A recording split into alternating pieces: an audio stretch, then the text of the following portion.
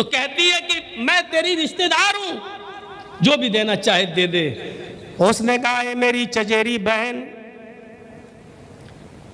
آج میں تم سے اپنے دل کی بات کہنا چاہتا ہوں۔ جی جی بولو بھائی، کیا بات ہے؟ اے میری بہن، میں تم سے بے حد پیار کرتا تھا، شادی سے پہلے بھی میں تمہیں دل و جان سے چاہتا تھا،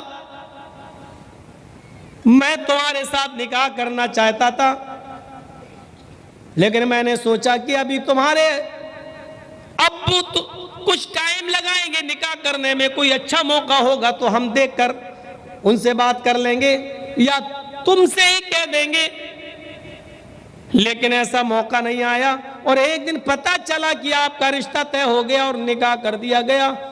اس دن مجھے بہت تکلیف ہوئی، لیکن اے میری چچیری بہن، محبت مجھے آج بھی ہے تم سے۔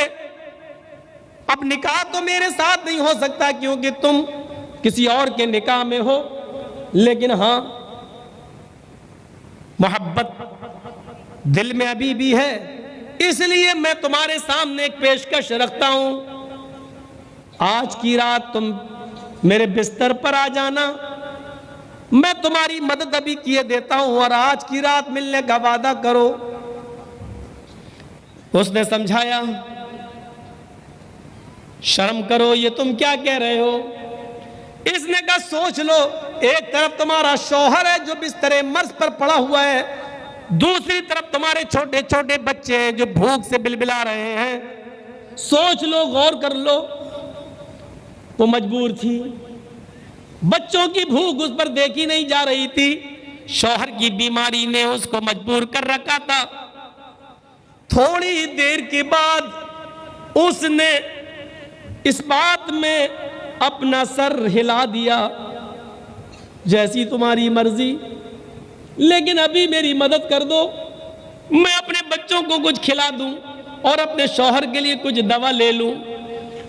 اس نے کچھ درہم اس لڑکی کو، اپنی چچیری بہن کو دے دیے۔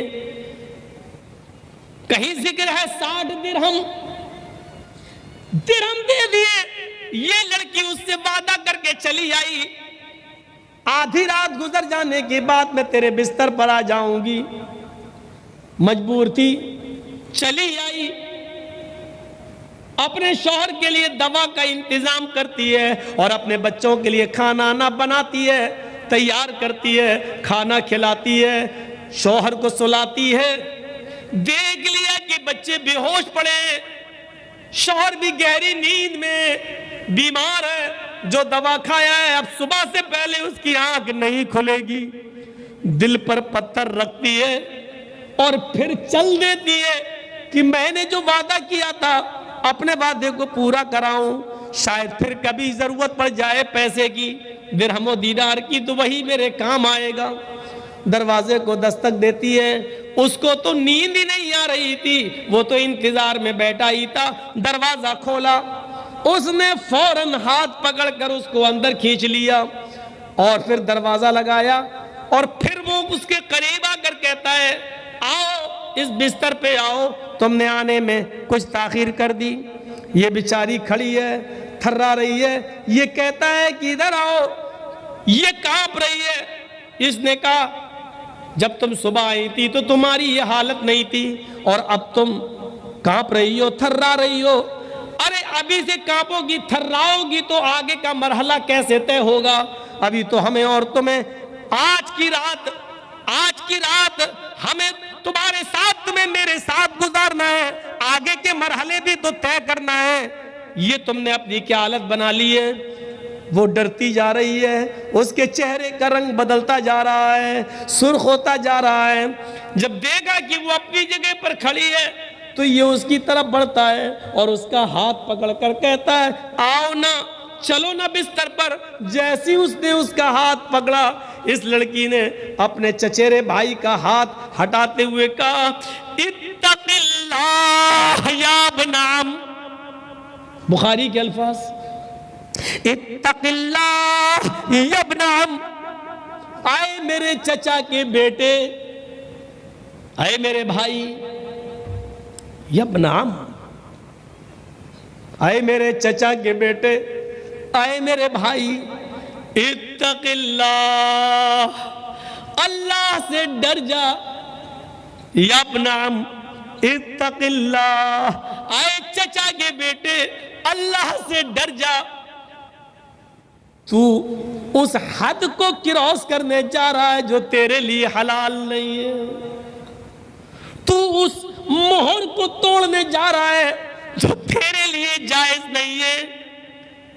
اے میرے چچا کے بیٹے، تیری اس بہن نے آج تک کسی غیر مرد کو نظر اٹھا کر نہیں دیکھا، بستر پہ سونا تو دور، نظر اٹھا کے نہیں دیکھا۔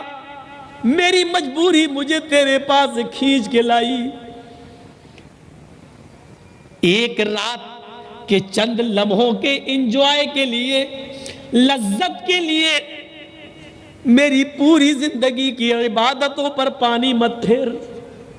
اے میرے چچا کے بیٹے، اللہ کے عذاب سے ڈر جا، جہنم کی آگ سے ڈر جا، قبر کے عذاب سے ڈر جا۔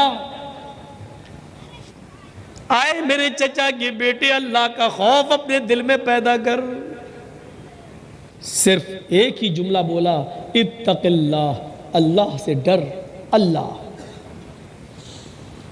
اللہ نکلتے ہی کانپ گیا۔ جس نے پوری زندگی گناہوں میں گزاری ہو، لیکن آج اس کے سامنے اللہ کا لفظ اس اسٹائل میں آیا کہ وہ کانپ گیا اور کہنے لگا، میری بہن تم ٹھیک ہی کہہ رہی ہو، تم تو ایک کام پر، اور وہ بھی ابھی کیا نہیں ہے، تم تو ایک غلط کام پر، حالانکہ ابھی وہ تم نے کیا بھی نہیں ہے، اتنا ڈر رہی ہو۔ ہائے میری تو ساری زندگی گناہوں میں چلی گئی، میری تو ساری زندگی گناہوں میں ملوث ہو گئی۔ تم تو ایک کام پر اتنا ڈر رہی ہو، حالانکہ وہ کام ابھی تم نے کیا بھی نہیں ہے، اتنا ڈر رہی ہو، کانپ رہی ہو، مجھے کتنا ڈرنا چاہیے۔ اے میری بہن جا جا، وہ میں نے 60 درہم تجھ پر چھوڑ دیے، اور ضرورت ہو تو اور لے جانا، جا، میں تیرے ساتھ اب غلط کام کا ارادہ نہیں رکھتا۔ کہنے لگی، کیا یہ میرا وہی بھائی بول رہا ہے جو ابھی میرے جسم کے ساتھ کھیلنا چاہتا تھا؟ ہاں میری بہن، یہ تیرا وہی بھائی بول رہا ہے، تو جا سکتی ہے، مجبوری ہو تو پھر چلے آنا، میں تیری اور مدد کر دوں گا۔ وہ جانے لگی، دروازے کے قریب پہنچتی ہے، جانے لگی، پیچھے مڑ کر اپنے بھائی کو پھر دیکھتی ہے، کہتی ہے میں جا رہی ہوں۔ اس نے پھر مڑ کر کہا، اے میری بہن جاؤ، لیکن ایک گزارش ہے تم سے۔ کہا کیا؟ کل قیامت کے دن جب اللہ میرا حساب و کتاب لے اور میرے نام اعمال میں گناہ ہی گناہ ہو، اور فرشتے کو حکم دے دے اس گناہگار انسان کو جہنم کے اندر پھینک دو، کیونکہ یہ اپنے نام اعمال میں کوئی نیکی لے کر نہیں آیا ہے، اور جب مجھے فرشتے گھسیٹتے ہوئے جہنم میں ڈال رہے ہوں، تو آئے میری بہن اس وقت میرے رب کے سامنے اتنی گواہی دے دینا کہ اے اللہ، یہ میرے ساتھ بھی گناہ کرنا چاہتا تھا، لیکن جب میں نے تیرا نام لیا، اللہ سے ڈر جا، تو اس نے تیرے خوف سے میرے ساتھ زنا نہیں کیا، میرے جسم کے قریب نہیں آیا۔ اگر میرے ساتھ زنا سے بچانے والا اس کو کوئی چیز تھی تو وہ تیرا ڈر تھا، تیرا خوف تھا، تیرا خشیت تھی، تیرا ڈر تھا۔ بس اتنی گواہی دے دینا، شاید تیری گواہی سے اللہ کو رحم آ جائے اور وہ مجھے بخش دے۔ یہ کہہ کر اس کو رخصت کر دیا۔ پورا واقعہ بیان کرنے کا مقصد صرف اتنا ہے کہ پوری زندگی گناہوں میں گزری تھی اس کی، اور زنا کے قریب، اور یاد کرو جس نے پوری رات دماغ ہی بنا لیا ہو کہ ابھی آتی ہوگی، ذہن بنا چکا ہو کہ ہم اس سے ملیں گے، آج دو جسم اور ایک جان ہوں گے، اور عین موقع پر اس کے ارمانوں پر پانی پھیر دیا جائے اور یہ کہہ دیا جائے کہ اللہ سے ڈر جا، کیا بیتی ہوگی؟ لیکن اللہ کا خوف اس کو کیسا تھا کہ فوراً اس نے کہہ دیا، جا، میں نے تجھے نظر انداز کر دیا۔ اتق اللہ، یہ جملہ جیسی اس کے اندر آیا سنا کانپ گیا اور تھرا گیا. انما المؤمنون الذين اذا ذکر اللہ وجلت قلوبهم. کافی ہے 3 واقعے. جب اللہ کا نام آ جائے تو ان کے دل کانپ جاتے ہیں اور تھرا جاتے ہیں.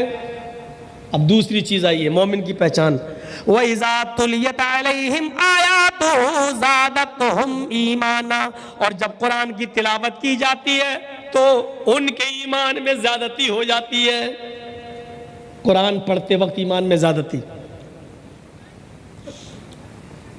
ہمارے ایمان میں زیادتی کیوں ہوتی ہے؟ کیونکہ ہم قرآن پڑھتے ہیں، قرآن کی تلاوت نہیں کرتے. پڑھنا کیا ہے؟